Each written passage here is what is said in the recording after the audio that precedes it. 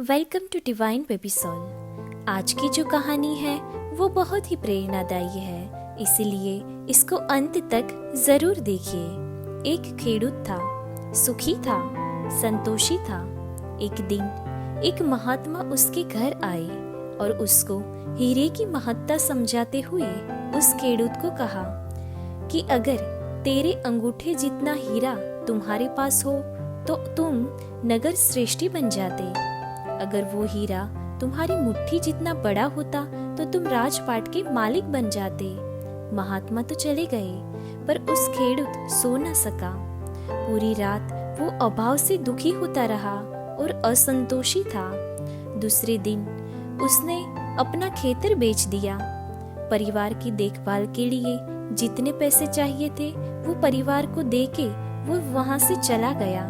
जो रकम बची थी वो साथ में लेके हीरे की खोज में चला गया। बहुत ही फिरा, यहाँ वहाँ भटका, परंतु उसको एक भी हीरा नहीं मिला। अब उसके पास जो पैसे थे वो भी खत्म हो गए थे। शरीर से वो पूरी तरह से थक गया था और मन से पूरी तरह टूट चुका था। अंत में वो हताश होके प्राण हत्या कर ली, यानी कि उसने अपना जीवन टुका दिया।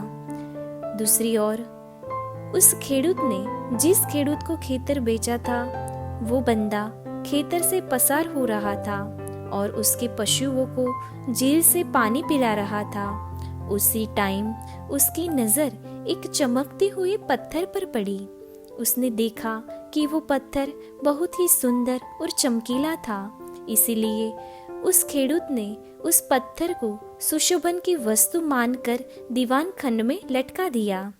उसी दिन वो महात्मा फिर से वापस आए और उसने उस खेडूत के बारे में शोधखोल की और पूछपरछ की, परंतु वो तो वहाँ था ही नहीं। इसीलिए उस महात्मा ने उसी घर में उस पत्थर को लटका हुआ देखा।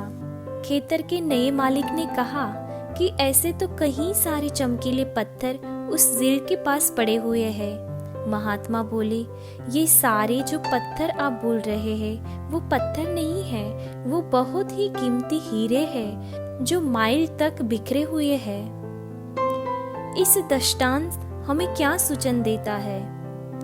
अगर अपना एटीट्यूड योग्य हो तो हमें अपने आसपास दूर सुदूर तक सभी सानुकूलता की ही प्रतीति होती है।